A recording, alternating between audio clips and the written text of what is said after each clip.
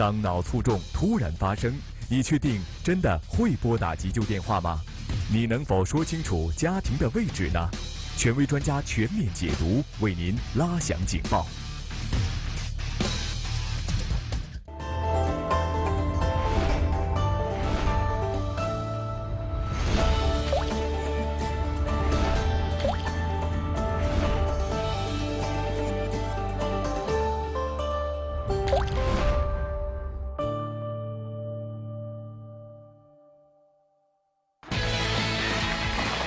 走健康之路，过健康生活，欢迎大家收看由无限极高品质中草药健康食品独家冠名，由关注白内障、关注眼健康的沙普爱思特约播出的健康之路节目，我是季玉华。昨天的节目当中啊，我们提到了生活当中呢有几大危险信号，当它发生的时候呢，其实是我们身体已经在报警了，有可能随时会发生脑卒中。那希望大家当发现这条信号的时候呢，应该及早的去医院进行治疗了。但是您说我可能已经错过了发现早期信号的这个阶段。那真的要是脑卒中来到我们身边的时候，您知道该怎么去应对吗？今天的节目当中呢，我们就请到了武警总医院的毛庚生主任，继续为大家介绍。有请毛主任。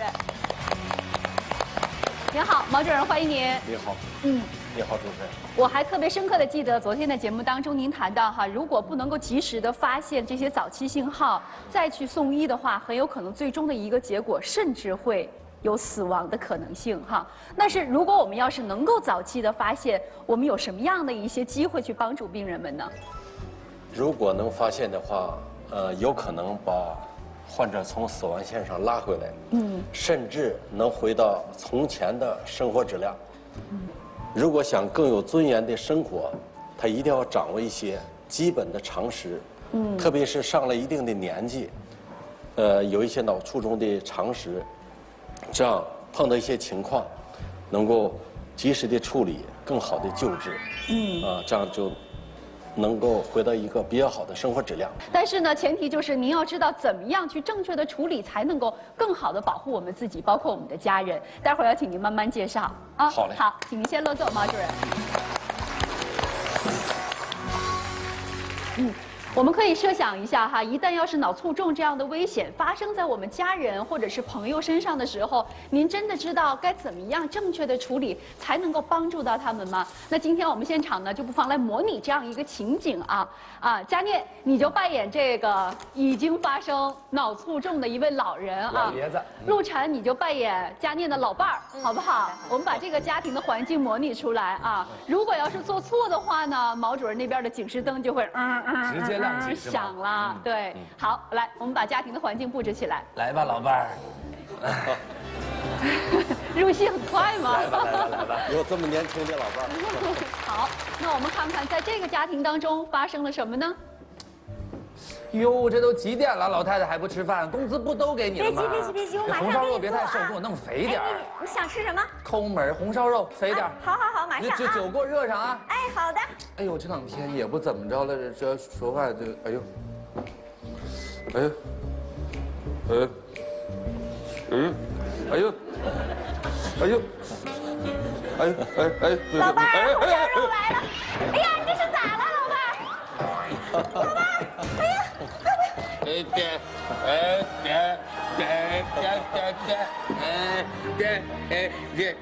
是你得，你咋坐下了呢？已经亮起了警示灯了。亮起来。我们看看问题出在哪里了。你看，给这老伴儿累得满头大汗呀。咱们是这样啊，这个首先呢，咱们有床，有床的话，这个第一个错误为啥叫停？应该躺在床上啊，或者是比如说刚才您作为老伴儿，你扶不动他，扶不动他，那也不要紧，是吧？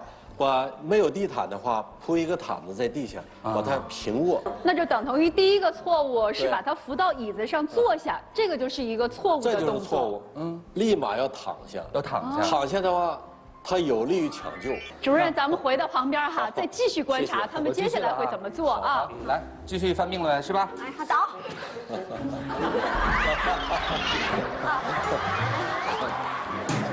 躺好啊，躺好。来，哎，这，你停，又不对了。毛主任，这个您不是说要把它放倒吗？这不是倒的挺好吗？放平，放倒是放平。刚才你没细听，放倒，比如说你这么躺着，首先这个脖子就窝着了。啊，如果真发病的时候呕吐，吐不出来，那就跑到气管里窒息了。那应该把很容易都给它拿掉。所以去诊平卧，去诊平卧，哎，你看我来现在我舒服多了，已经。去诊平卧。学着点，学着点，老太太。那么这个有什么好处呢？就是说您说，这个可能头也别，第一个头别窝着啊。第二个，如果万一呕吐的时候，我们就把它这个侧过来，侧过来，吐这样床上，因为你正过来的时候，它正好一吐，反流的可能性更大，是吧？到气管里窒息，这不行。第三个就是说，你这个平躺着的时候，是吧？把扣子就可以，解开。大夫解开你干嘛领带，领带。这为啥呢？就是说，你比如说，这个包括腰带，是吧？包括假牙，这些解开，解开以后，万一抢救，那么我在心脏按摩的时候，或者是接什么，方便接这个心电图啊，你这都扣得很紧，是吧？女同志还有胸罩，这扣子，比如说我要抽血什么都来不及。我没有。有力先做一些抢救。准备工作，抢救有力的准备抢救工作啊。那接下来咱们再信任陆晨一下啊，看看能不能够做得对呢？来，毛主任，咱们先回到座位啊，陆晨好好加油表现。好，别着急啊，老伴儿，我去打电话。别，喂，120吗？哎呀，快来，我老伴儿不行了，快点啊！啊，那住哪儿？啊，那个112好了。哎，老伴儿别急，马上就来啊！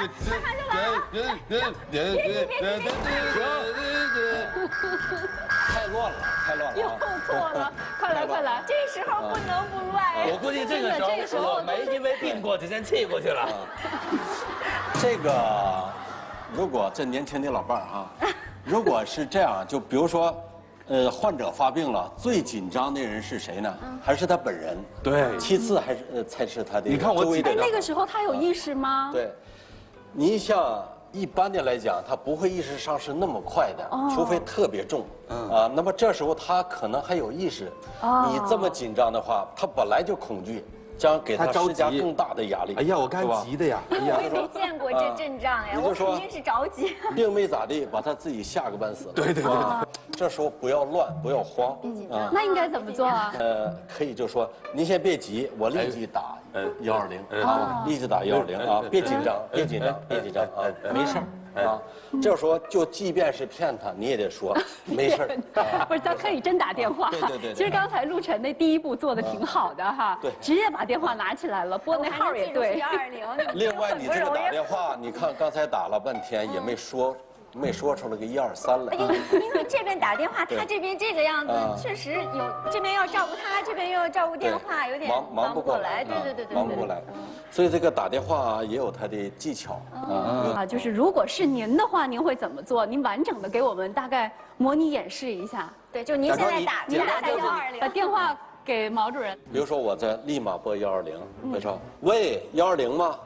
我这里是永定路什么事儿168号。好嘞，3号楼，知道了。2单元，888室。好嘞。您怎么了？把这个地点说得非常清楚。那病人怎么了？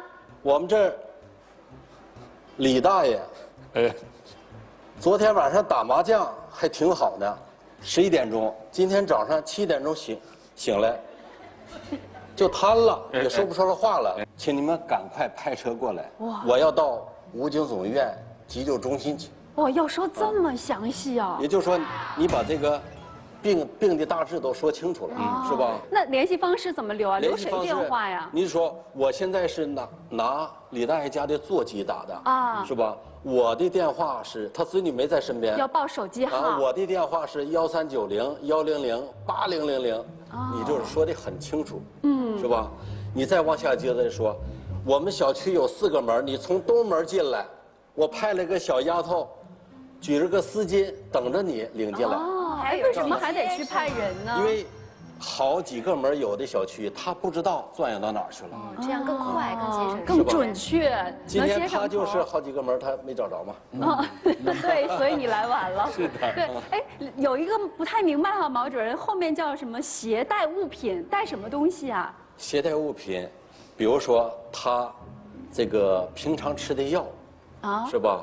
医保卡，你都要带去，病历啊，都要带去。那可能作为老伴儿或者是子女还稍微知道一些哈，但问题是咱去急救了，急救医生有那么多的设备，就抢救呗，带着平常吃的药干嘛呀？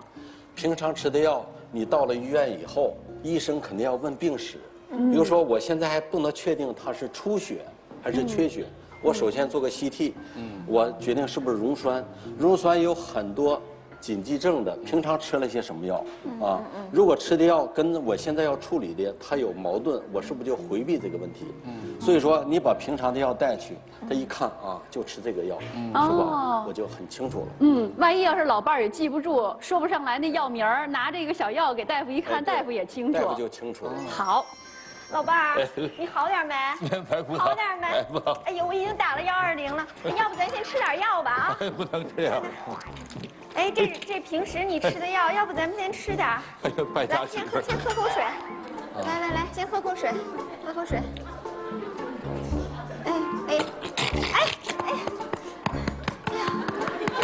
行，老伴儿当的不合格，老犯错误。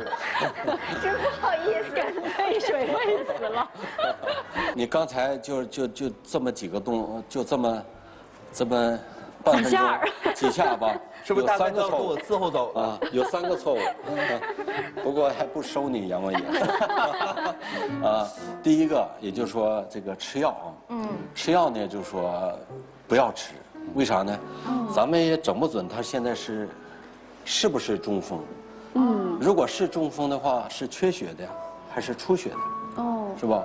按照西医来讲，卒中了，是什么样类型不知道。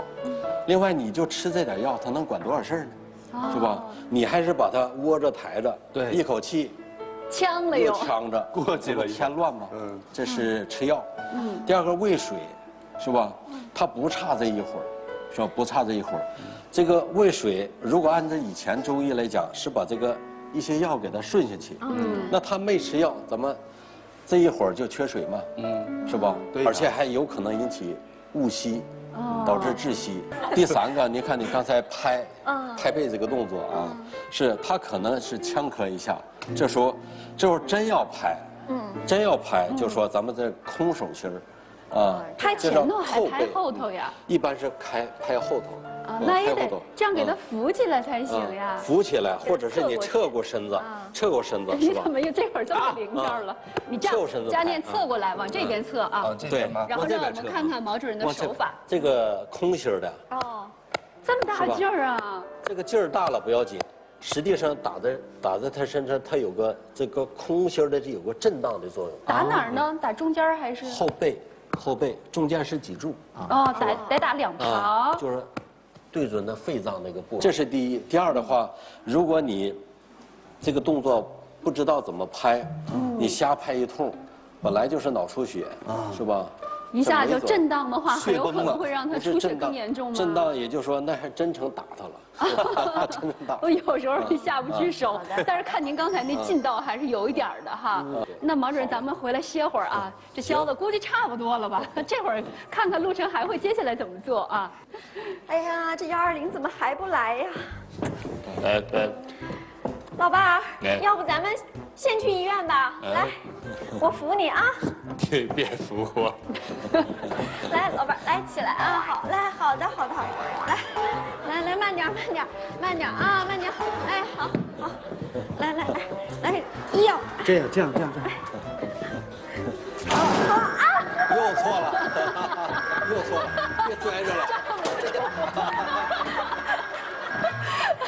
这一下是栽到楼梯道里了，这要出人命了啊！来，你还回来躺着。今天佳念是彻底被毁了。很好。陆晨，你有没有觉得自己都一身汗了？那确实太沉了，该减肥了。这个120还没来是吧？对，没来，所以这时候咱们不是专业人士，是吧？也可能住在几楼，也可能有一个楼道。如果你是老爷子比较住在那种筒子楼的话，那还有很多障碍物。哎呦妈呀！还得指挥是吧？这个清理一下，因为到时候120来，他可能不太方便不太方便。对。但毛主任，你说这么多都是力气活交给一老太太，这个不是您的事儿，这不是您的事儿，你就等着就行了。第二就是说，你也不能这个扛着、拽着，是吧？抱着，这样就说，您中间你又扛不动，再摔倒了。哎呦，这是第一。第二个，他现在是发病状态。我就说了，他还是去诊平卧，躺在这儿，咱们等待救援，因为你又不会救援，是吧？你再走到半道再摔个好歹的，那俩人一起救了，是吧？就是。所以这是你得等着，因为那个120来了，你已经报了，他肯定有担架，有担架。那么把担架扛到担架上，直接平抬上去哈，这样安全一些。这是最好的啊。第三个，如果120比如说20分钟了还没到，对，那么你刚才已经我再打，再打一遍，再打一遍，因为啥呢？这是您能做到的。你想把它扛下去，你没这个本事。你真要这么做的话，可能还添乱。那我也可以，其实可以及时的向周围的邻居求救吧，因为我一个人邻居求救可以。但是邻居也不是专业人士，就算你邻居是个大夫，他也没那家伙事儿跟着。哎呀，好了，佳妮辛苦你了，快这么一折腾的也快脑负重了。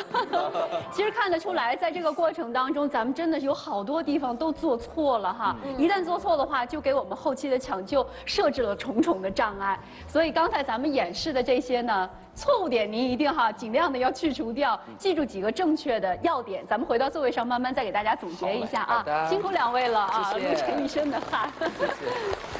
这里是由无限极高品质中草药健康食品独家冠名，由关注白内障、关注眼健康的沙普爱思特约播出的健康之路节目。佳念，你刚才体会完这个过程之后是什么样的感受？有一个体会就是找个媳妇儿还是要找一个聪明的，还有另外一个就是我刚刚演了一下这老爷子，其实我就在想，生活里边很多如果要是老爷子犯病了，老太太手忙脚乱，的确帮不上忙，大家又不是专业的大夫。但是如果要是这时候，比如说有像邻居或者孩子在的话，可能就邻居和孩子年轻一点的人陪着老爷子，直接就去120救护车到医院了。如果这种情况下，把老太太一个人留在家里，这样行不行呢？这个不合适。如果老太太急个好歹的，万一有个3长2短的，那么家里就一个人，真有问题，谁给他打120来抢救呢？对所以一定要带着老太太。但您看，从一开始咱们就说发现也要早抢救呢也要早，好像对于这个“早”字，咱们是在于预防和治疗脑卒中的过程当中是特别强调的。为什么要这么强调这个“早”呢？在一定的时间内，如果采取的措施得当的话，它的效果是完全不一样的。为此呢，就医学界提出一个概念，就脑卒中抢救的一个时间窗。时间窗主要是针对缺血性的。就脑梗了。脑梗，在一个范围之内，如果抢救得当的话，它的效果比超出了这个时间不用药，它要好得多，甚至是2重天。哇！所以咱们就得看一看了，在多长时间之内我们能够及时的把病人送到医院去进行正确的抢救。那我们来看看下面这个问题。这个呢就是我们说到的时间窗如果脑梗了之后，我们要想治疗的话，这个黄金的时间是多长呢？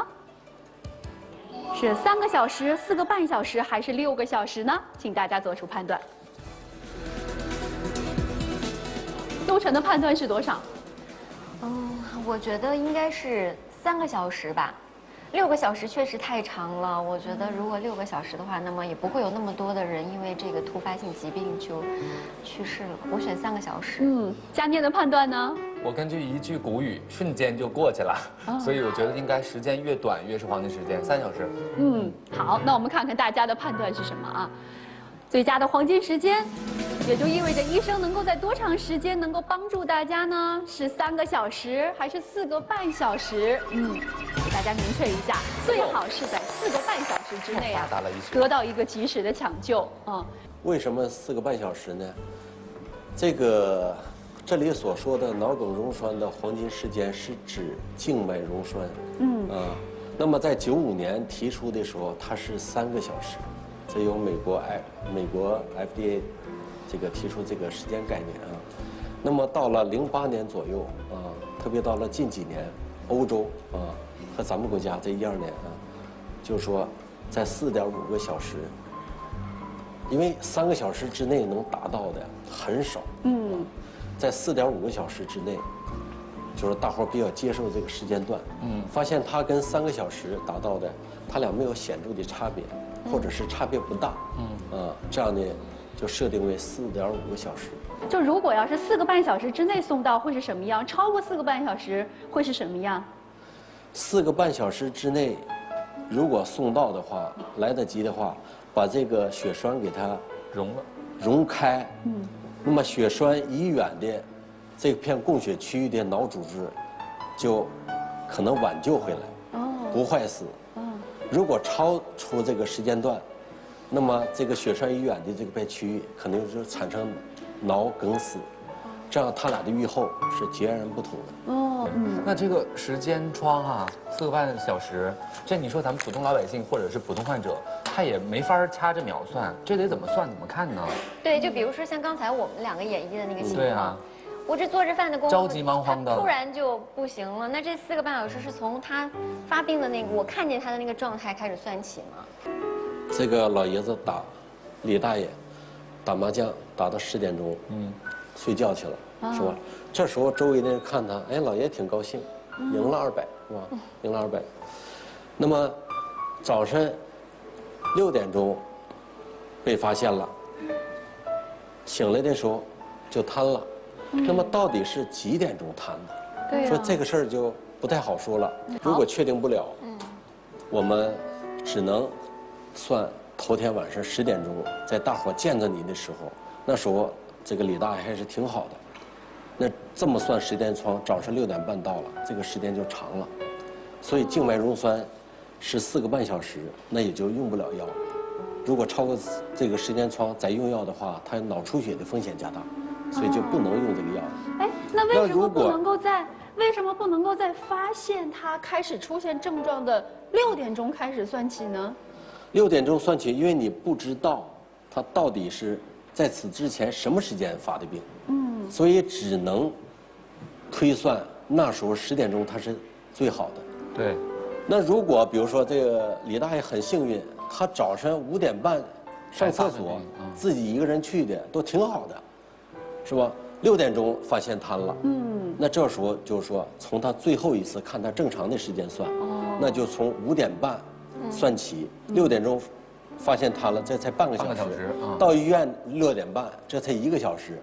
你再经过检查，什么 CT 呀，什么各种检查，加1个小时，这才2个小时。2个小时，就在4.5个小时之内，我就可以静脉给药溶栓。如果排除一些紧急症的情况下，那这个时间就是非常准确的了。还有就是延误这个时间窗的原因其实挺有意思的，为啥会延误？有的时候应该原因是多重多样的吧？可能像我这样不知道你到底是什么状况，也不知道怎么采取一些急救措施，这样就会延误。对，这个延误呢，主要有2种情况。第一个，比如说他不重视，他自己把它延误掉了。比如说头天晚上，10点钟可能睡觉了，但是11、2点钟可能不舒服。他觉得哎呀，我这时候再到医院多麻烦啊！明天早上再说吧。哎呀，你还没等早上6点钟呢，哎呀，他可能也许就昏迷不醒了。哎呀，就差这一会儿，对，昏迷不醒。所以你提前点儿，能做脑子的事儿是绝对不能耽误的。就是一旦要是有不舒服的话，就最好去医院。对，哪怕咱排查一些问题，排查一下，放心不要说半夜3更麻烦事儿。这是一个原因，还有什么样的原因也会延误这个宝贵的黄金的4个半小时呢？第2个原因就是说，自作聪明。这不就是有点麻吗？哎呦，是吧？这个岁数大了，没准有点颈椎病，的确颈椎曾经查过片子，也有点增生，是不是哪儿增生厉害，半年没查，有点麻，他就没在意啊，有点颈椎病没事儿，是吧？不去看，没想到可能，也许10次你猜对了，但第11次，它真是个脑梗，那就很麻烦。但您说，如果要是咱们争取了一切宝贵的时间，真的在4个半小时之内啊，就能够得到抢救的话，我们的医生都有什么样的一些手段，能够帮助到已经发生脑卒中的这些人呢？这个如果在这个时间窗之内啊，我们可以静脉溶栓。同时呢，我们现在还有一种方式叫动脉曲栓。动脉曲栓，一般是采取这种2种方式。都是怎么做的，就能够帮助我们把这个脑血管里边堵住的部分给它治好了？咱们一个一个来说哈，比如说静脉溶栓，什么是静脉溶栓呢？静脉溶栓是把一种药物，是吧，在你发病4个半小时之内，通过静脉打到身体里啊。那么它再循环在脑子，看能不能把这个血栓给溶开。这种方法的特点就是说比较简单，你就静脉输点药嘛，但是它的要求是时间就比较急，现在是4个半小时啊，10年之前咱们是3个小时，所以这是静脉溶栓。还有一个叫动脉曲栓，这个是什么意思呢？动脉曲栓就是说你这个过了静脉溶栓期了，过了4个半小时了，那么你这时候你在动脉溶栓。在那个做曲栓，咱们可以结合动画来跟大家说说这个过程啊。现在就已经进入到神秘的人体的大脑当中了。这是一个曲栓的过程啊。这是血栓啊，这是血栓，这是微导管，这是微导丝啊。微导丝啊，我们看这个微导管从这个血栓里穿过去啊，穿过去啊。我们这时候上了一个机械的装置，刀片吗？机械装置。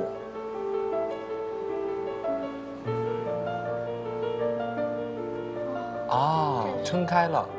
这个机械装置，它撑开，再闷一会儿，把它拉出来。现在能拉出来。这个支架是有网眼的。哎，这就特别像一个网兜哈，然后把那个垃圾给它都网住之后，再一并拽出来。对，这个就叫做动脉曲栓。动脉曲栓。这个刚才您提到说，对于那些已经失去了静脉溶栓的朋友们来说，这个办法也是可行的哈。但是之前呢，你也提到过，其实脑卒中为什么这么可怕？有一个原因就是因为它有很高的一个复发率哈。那如果要是复发的话，有多大的可能性呢？得过脑血栓的人，医学上叫脑梗死的人，脑梗，他至少有32%以上的人，他要复发，这是比较保守的啊，也就是1/3的人。那么还有种统计结果，就是说你得过1次血栓，你肯定还要得第2次啊，只不过是时间的问题。我们采取这么多手段。能不能把这个在第2次发病给它延迟了？比如说在这个过程当中，咱们都有一些什么样的一些可行的办法哈，能够有效的最好减少这种复发的可能性啊？我呢给大家带来4个建议，或者称4个法宝。第一个呢，就是说是咱们心态一定要平稳啊。得了这个病了，谁也不想得啊。你说得了怎么办呢？是吧？不要想的太多，想开了，一定要想开了。这个卒中得了以后，有一部分人有抑郁啊，有一部分人对生活失去信心呢。平常都挺好，是吧？65岁还能干点事儿呢。对。一下子咔嚓一下子，是吧？走也走不了了，还被车推了。对。推着走，给家里人产生好多负担，所以他心情也不好。对。好多的事情可没来得及交代，他也干不了了，是吧？也指挥不动了，所以这种情况下需要调整心态。第2点呢是继续认真的治疗与之相关的高危疾病，这个是什么意思呢？发生脑梗的患者，一般的都有一些其他的病，比如说高血压、高血脂、高血糖，肥胖，这个吸烟，这些都有啊。那么我们一定要采取一些措施，比如说血压能不能降到可以接受的范围之内，不要觉得这些不重要，觉得这血压高就高点吧，是吧？没啥，你那个血压你高点你试试，是吧？1天2天没事儿，1个月2个月也不要紧，甚至1年都没事儿。那你要如果高个5年10年，它整个血管是个系统，它就产生好多变化。所以这些一定要处理掉。好，那咱们看看第3条呢，是戒烟限酒，这个好像似乎对于所有的疾病都是有意义的。对，就不用。这一条虽然就是咱们打出来就是4个字，实际上就是说它代表了一个生活方式的一个转变。烟呢是那个咱们独立的风险因素，必须给它排除掉。它会破坏血管。酒呢，为啥说限酒啊？就是说酒呢少量喝酒是有利于身体健康的，身体健康，或者是脑血管病可以少量的饮酒，特别是红酒。哎呦，哦，它可以就是喝不超过2两，男士。我们看第4条呢，是定期的复查，这个的意义何在呢？这个很重要。有的人就说，好了，不当回事儿，不就是得过1次吗？输了点液体就没啥事儿，这可不是这样。这个定期复查，你把以前发病的，之所以产生脑梗，它肯定是有些原因的。那你复查也把这些原因也都查到了，能不能控制？比如说，血压到了正常值没有？血糖达到了目标值没有？这些都要考虑。另外呢，如果比如说做了支架了，那么看看做的这个位置有没有改变？那么支架里头重新又长了没有斑块？这都需要查。所以这个非常重要。对，这些都是能够预防复发的一些重要的因素哈。那我们来看看，既然要提到复查的话，就有一定的时间性了。我们来看下一个问题啊。我们看啊，对于这些已经有过脑卒中但是刚出院的病人们来说，多久复查1次是更合适的呢？复查的时间是3个月、6个月还是1年呢？请大家做出判断。陆晨的判断是多少？我觉得应该是3个月，因为刚才毛主任讲了，说这个病后治疗的这第1年是复发率最高的，对，所以说这1年的复查是很重要的，比如定期去测量血压呀，然后血糖啊这些，所以我觉得时间越短，肯定是有益无害的。佳念呢？我选择也是3个月，因为我这个有经验。我爸爸之前这里有点栓塞的时候，我带他去看过，大夫就说了，头1、2年最好3个月就复查1次，看看里面的情况，拍拍片子。所以我觉得3个月是正确的。好，那我们看看大家有没有相关的常识啊。好，我们来看选择3个月的和6个月的占到了绝大多数哈。那么多长时间复查更合适呢？这里是由无限极高品质中草药健康食品独家冠名，由关注白内障、关注眼健康的沙普爱思特约播出的健康之路节目。那么多长时间复查更合适呢？出院之后建议您还应该3个月要复查1次哈。那您觉得刚才2位说的有没有道理？就越早越好，多做几次也无妨。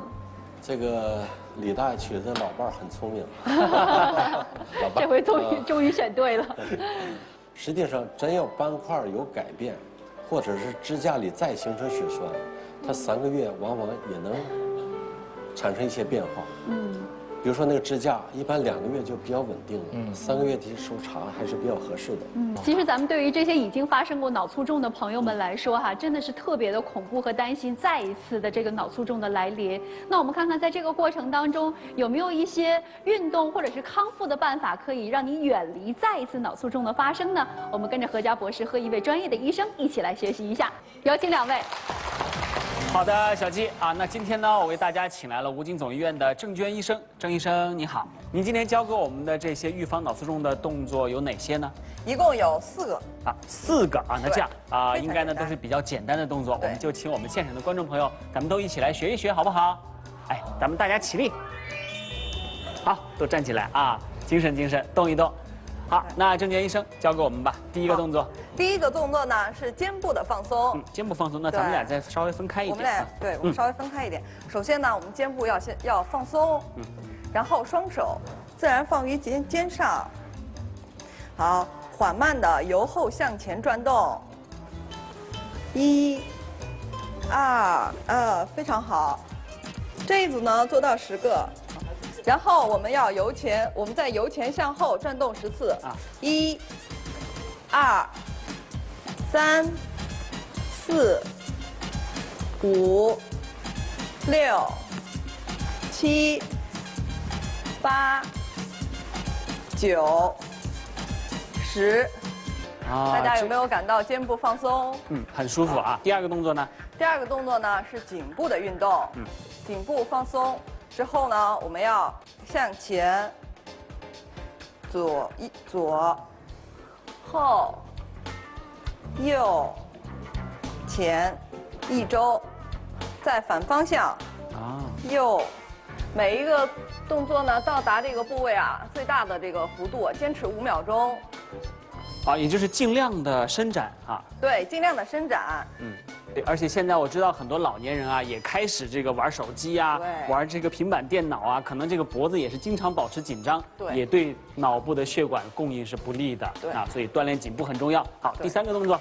第3个动作叫冲拳运动。冲拳。这个动作需要配合呼吸运动啊。首先我们吸气的时候，双手向上撑，尽量伸直。呼气的时候，手缓缓放下。很简单，这个动作呢，也是每组可以做10个，早晚各做1次。应该说做到一个最大的伸展，就是挺好的。缓慢伸展。不错啊，关键是缓慢，这一点很重要。伸展。对。第4个呢？第4个呢叫分指按压。我们五指分开，自然曲，对，然后呢放在前额。旋转按压，由前额缓慢向上，直至头顶，然后再往后继续至后枕部。那这样那4个动作，要不这样，您带着大家再完整的，我们快速的来做一遍，好不好？好的，好。来，第一个动作是什么？我们先来做第一个动作，肩部运动。来，预备，开始。1。